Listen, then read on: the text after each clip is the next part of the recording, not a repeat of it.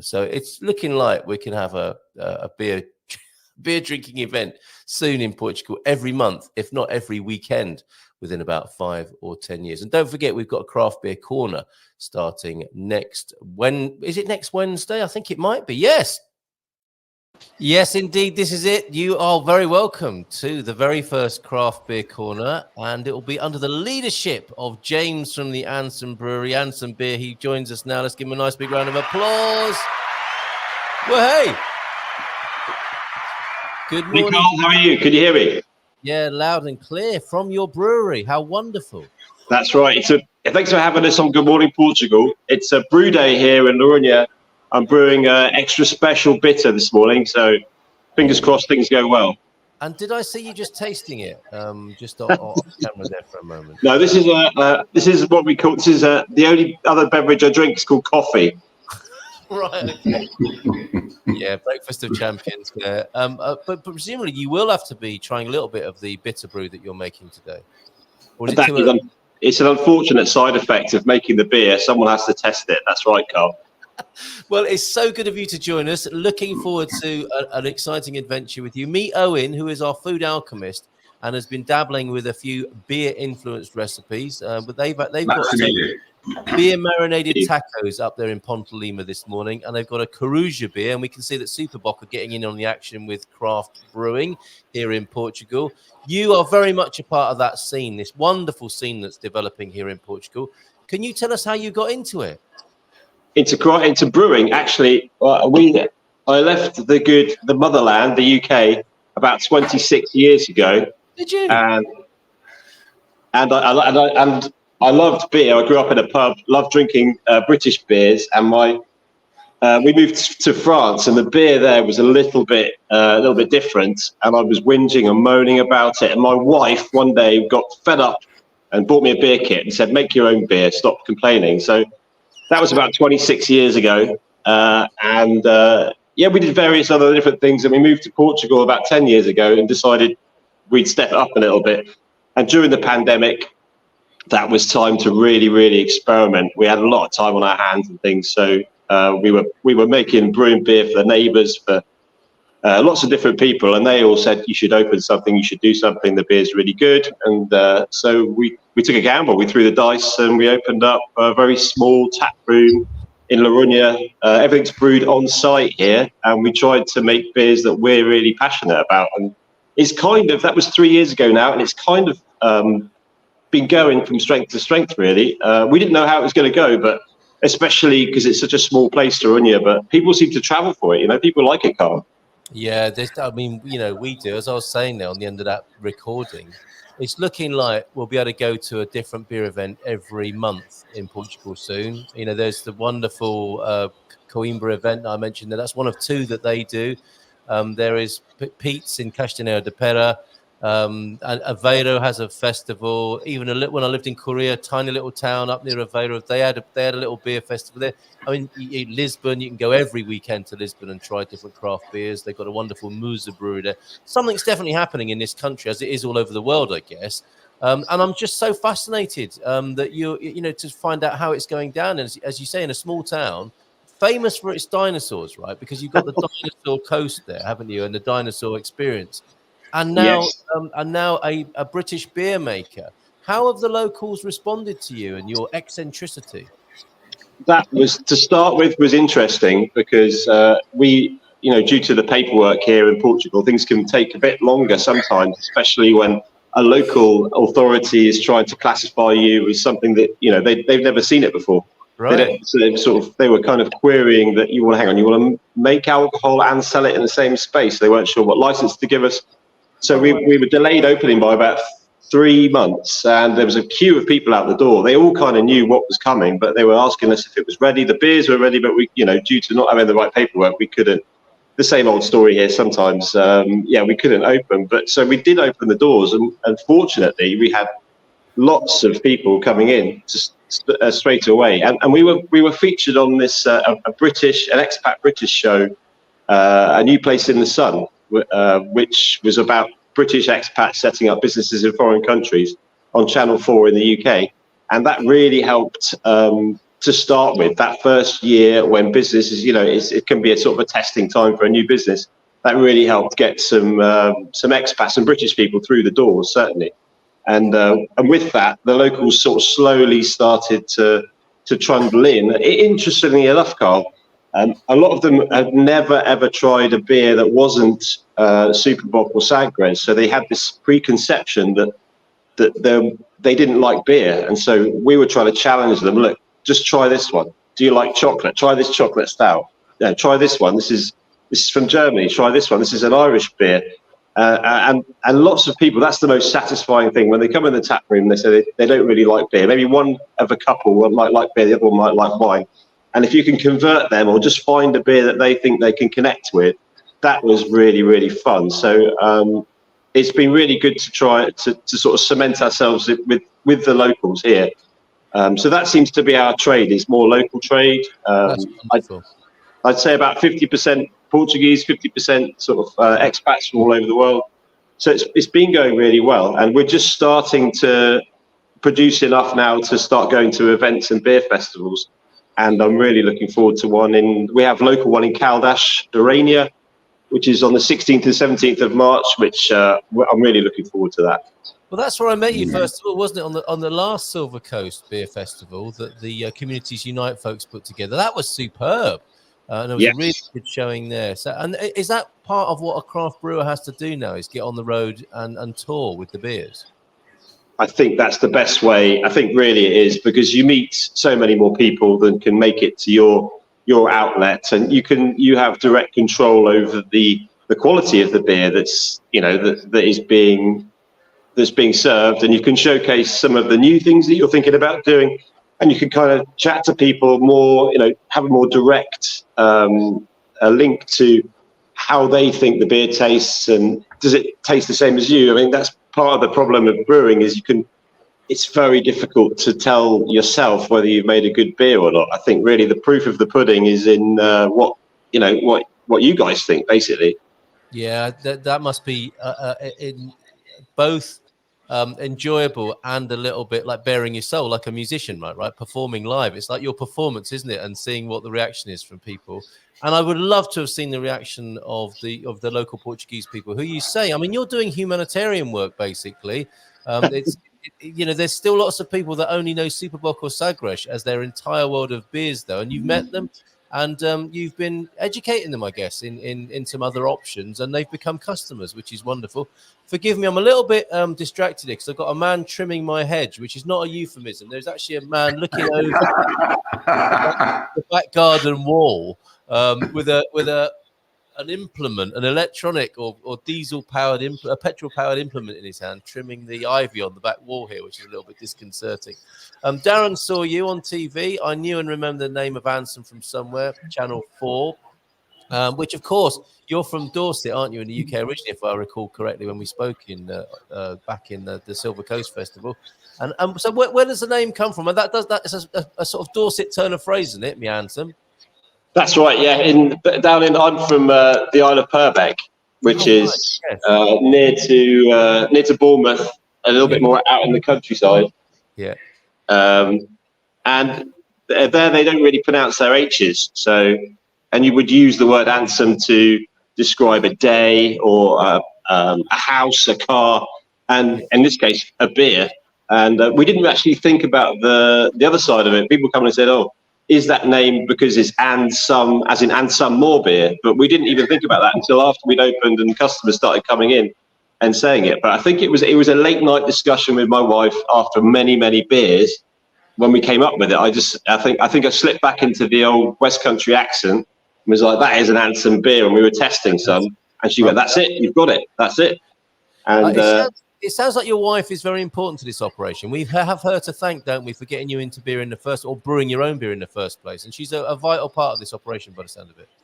Annie, my wife, yes, she's very vital. She brews her own beer. Actually, there's a few beers that we produced that she came up with, and she brews them now, still to this day. There's a Vienna lager and the German Marzen we do.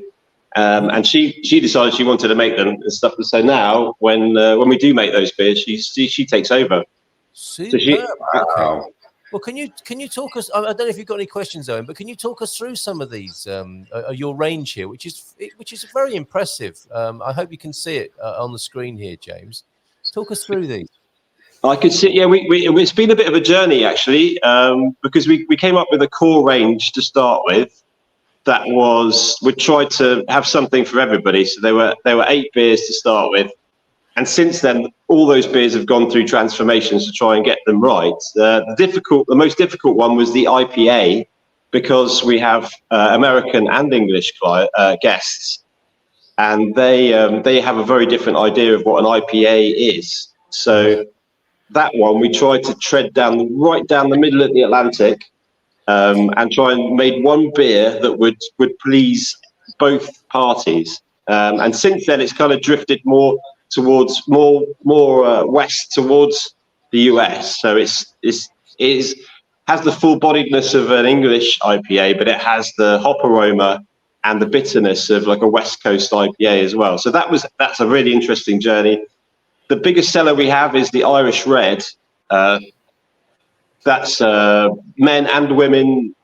Some beers need to are kind of more polarized to one sex or another, generally, we're noticing. But the Irish Red is definitely the best seller. Everyone seems to like that. That's a traditional Irish red ale, and we kind of dry hopped it with some American hops, just to give it a little bit of fruity sort of zing to the nose and to the taste buds, and that seems to work really well. The other one is we decided to do one which had the Aguardente de Lourinhã in it, which is a local product here, which is like a brandy. So that's the stout, which is a sweet milk stout, chocolate stout with Aguardente de Lourinhã. It just has like a little finish in the end. The trouble with that is it takes a long time to make. It's around 3 to 4 months to make it.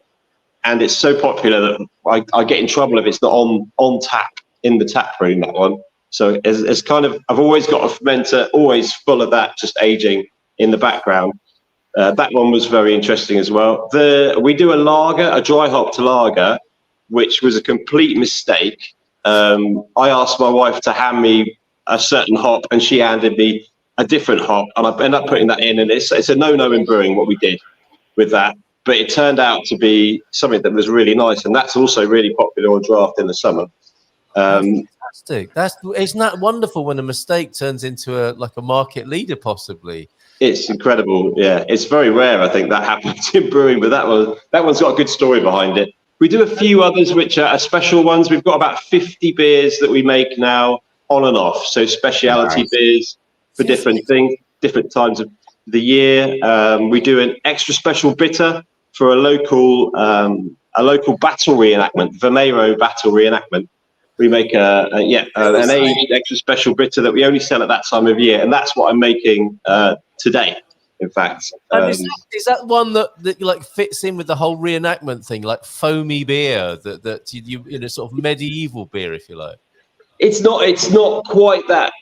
We did a bit of research as to what beer they might have drunk back then, and there's a lot of ambiguity about it. So we decided to stick with a classic, really luxurious British bitter that would really travel well. And we liked to imagine that, when the English and the Portuguese together combined won that battle against the French, that they may have celebrated with a pint of extra special bitter. There's a little bit of artistic license there, but the story seems to go down quite well, and the beer's fantastic. So I think the last battle reenactment we had, we're serving it live there to all the soldiers, and it was fantastic. We had the British and the French and the Portuguese soldiers all in different groups, and they're all drinking the beer, and they were actually late for the reenactment because they were too busy drinking the beer at our stall. That's perfect. And who knew that these reenactments were going on? And there you are. This has turned into what sounds like quite a nice lifestyle to be, laboring away, innovating these beers, and then to meet people who want to drink them in this way all over the country in all different sorts of settings. Carl, may I ask James a couple of questions? Is that okay? Well, of course you can. Yeah, that's what you're here to do. This is the beginning of Craft Beer Corner. I'm a massive porter ale fan, have been for at least 14 years. So obviously one of my first questions is do you do porter ales? That's the one style that at the moment we've mucked around with more session stouts and we've mucked around. I mean, lots of it. Imperial stout, we do a normal stout, something in between. So as far as black beers go, those are the ones we've done. I've got some locals who are really, really bugging me to make a blackberry porter. So I've written the recipe, and it has to be checked by the tax authorities for various reasons. Yeah, that's a whole other story, that one. Okay. The offender going to have to check that they're going to get the right amount of tax from the alcohol we produce. It's a long, boring story and a very Portuguese one. But yes, so it's with the tax authorities, that recipe at the moment. So hopefully, fingers crossed, I'll get that out before summer. That's what I'm hoping. They're probably just fighting each other, aren't they? Those officials are just fighting each other to be the person who comes to the brewery to try it, I suspect. Go on. I wish it was trying it. No, we can't even produce it. We can't make it. We can't even touch the ingredients until they give us the okay. It's purely paperwork and that sort of thing. Okay. Yeah. So the other question was as well, because I'm noticing up here the emergence, in particular over the last year and a half, of the sours, the sour beers. Yes. And they seem to be popular across the board. So is that something else that you're looking into as well? We do, yeah. We do make one sour. I made a sour is not a type, a style that I've really had much experience with. So I've been learning more about that.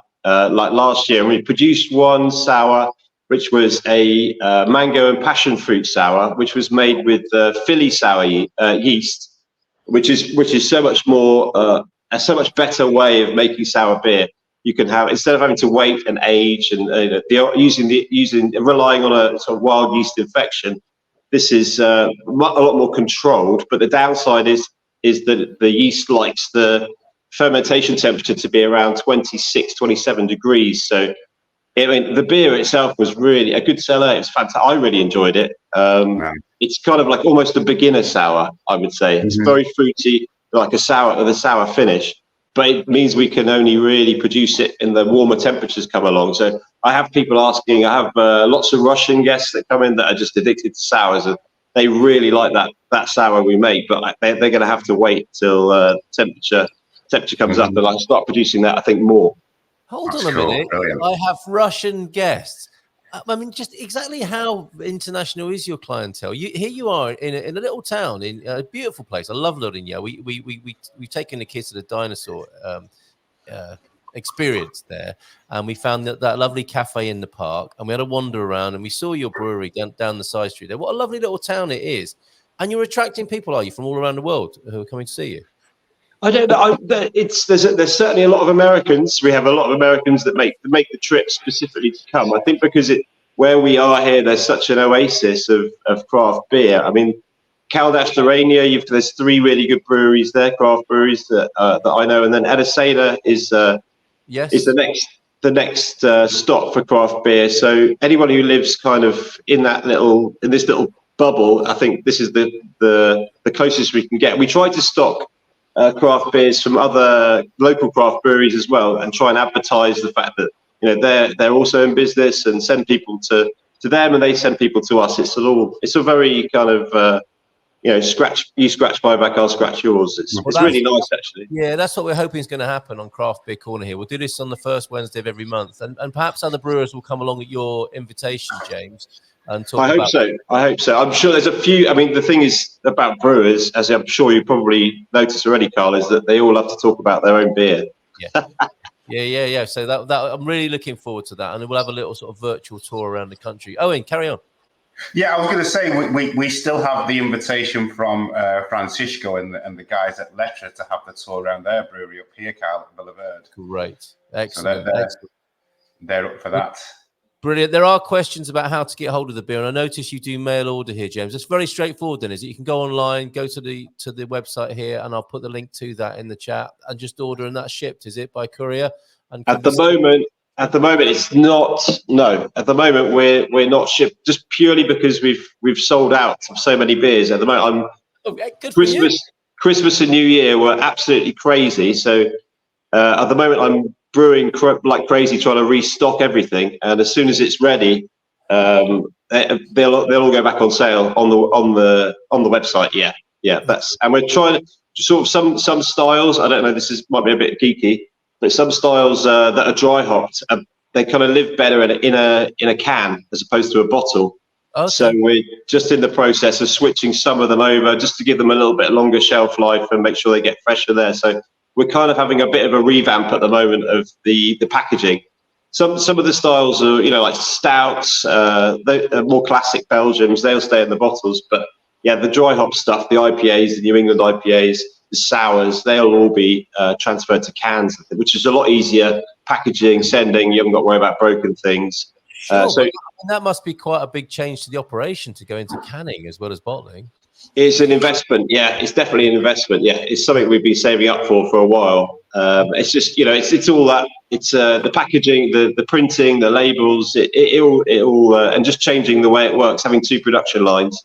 It's an extra investment, but I think it's worth it. At the end of the day, if we can get better beer to people who don't come in the tap room and have it on tap, that's the aim of the game there. Superb. And you mentioned the packaging there, which I think is absolutely beautiful. The look of the brewery, the tap room, and the beers themselves is great. We'll come back to that because there's a lot of comments. Dan loves his craft beer, so I imagine Dan will be happy to come with me to come and see you. I was hugely disappointed with beers in Germany, says Darren. They don't have much flavour and are all very basic. That was after mentioning Edward, who was quite particular as he approached the Coimbra Strong Beers Festival the other weekend. I wish I can have Egyptian beer for you all, says Cairo. Who wants to be put in touch? We'll come back to that as well. Count us in. Lovely to see you here, the Global Nobles, for a Gumbo beer. We're up for that. Superb. Still lots of people who only know the Superbock or Sagres. And of course, James and all his colleagues in independent brewing are doing their bit to change that. The Iron Duke pub in Aveda has lots of great and varied craft beers. Thank you, Barandi, for that comment. Interesting, the licensing difficulties, considering so many places are called cervejarias, which means brewery. But I guess you have to do it in a certain time-honored way, which is straightforward. As soon as you go off piste at all, you're causing problems for yourself, James. Is that right? It can be that way. Yeah, I think it's changing fast at the moment. All this, I think it's just in our little town here. I think a lot of people, it's quite a sheltered places like Lisbon. The bigger places, Lourinhã, Coimbra, Porto, they're kind of used to it now. But it is very much the case in Portugal. Some, you go into the country and people haven't been exposed to these things. It's a newfangled thing. I think it's different. Can I just answer that question about German beers? You're coming to the defense. I don't know if anybody's aware, but I've been told recently there's about the purity law in Germany and beers is that they have a law where you're only allowed to have the basic ingredients in your beer produced in Germany. So if you're looking for other things, fruited beers and things like that, they have high restrictions about how you make them. So you're allowed yeast and water, hops and malt in the beers in Germany, but other than that, you're not allowed. It's a law that they created there. I have no idea why, but that's. So that would make them a bit one-dimensional, as Darren is suggesting there. A little bit more traditional. I mean, they are still fantastic. They can be fantastic if you get really. I mean, I do like German beers, but there's not a lot of like the rest of the world at the moment is experimenting with all these different wonderful ingredients, and they just don't have that. I just know because I've been trying to export beers, a few beers to Germany, and some of ours that have chili in or other things that are not. They're not allowed. You can't sell them there. Fascinating. Wow. Thank you for that. These beer festivals are great social events, says by Andy. We had a great time in Coimbra, didn't we? The brewers are also friendly and interesting and glad to chat with you. Yeah, we had a wonderful time. And I think a fellow Dorset lad, up the cherries, Mayu. Are you a cherry fan? James, I don't know. Carl Munson, please send me James's contact details. I'm interested to have his beer in my Cairo restaurant. Have you been to Cairo in Caldas, James? I haven't, no. Oh, she wants your beer over there, which is great. And do you remember Anstey Ale, James, from your native Dorset? Anthony Ale? No, I don't. Anstey, it's called. No, I don't know. Maybe you were in France by the time that was popular in that part. It might be, yes, it might be. Is that why some places sell New England IPA for English customers? Are they trying to catch the English customers and not have them sort of too influenced by the American in the title? The New England IPAs, they are they use hops from New England in the States, so there's a certain region there. So they would generally be really, really, really aroma hop based IPAs. All right. So Dan is planning a visit to Andsome after this descriptive discussion. There you go. I tried a nice cherry beer recently. You talked about these fruit beers, James. What other fruit beers have you got or planned? We've got fruity beers. One of the ones we did, which was a hang up from a friend I used to brew with, was a chili beer, which sounds strange, but it is absolutely fantastic. It really is. It's a dark wheat beer base, and we use Scotch bonnet Jamaican chilies. Just to give it this because they are such lovely chilies. They don't just, it's not just the heat, there's a fruitiness with them. So you drink the beer, you have this lovely kind of dark wheat based caramel, and then afterwards you just have this like heat residue in the back of your throat that builds as you have more and more and more. It's fantastic. So we're out of stock of that, but I'll be making more of that next week. Yeah, superb. I think Dan and Owen, Global Nobles, we're all on our way. A nice craft beer with your Borrego Cairo would be a great pairing. So that's the Egyptian lamb with lovely. From Lourinhã. That could be good, couldn't it? Can he give a tour of the bar? No, going back to your packaging, which I think is absolutely beautiful. The styling. Is this anything to do with Annie? The whole styling thing is amazing. Can we see a bit more of the bar? Is that possible, James, before we finish today? It is, yeah, it's very small. I could pick it up. I'm on my phone, so I can pick it up and see. Okay, great. So I'm going to give you full screen so we can have a little look around. There we go. So the bar, this is the entranceway, the outside. We're on one of the old streets in Lourinhã. Oh, beautiful. That's the actual bar there. So with the taps and stuff, and you've got upstairs as well. Superb. And then back down the back there, you can see is where all the beer's made, and up the top at the back there. That's wonderful. Absolutely wonderful. And you do a bit of food here as well. Tell us about the food. A little bit of food, yes. We have, when we opened, we decided we were going to do almost proper food. But we found that people were coming to book,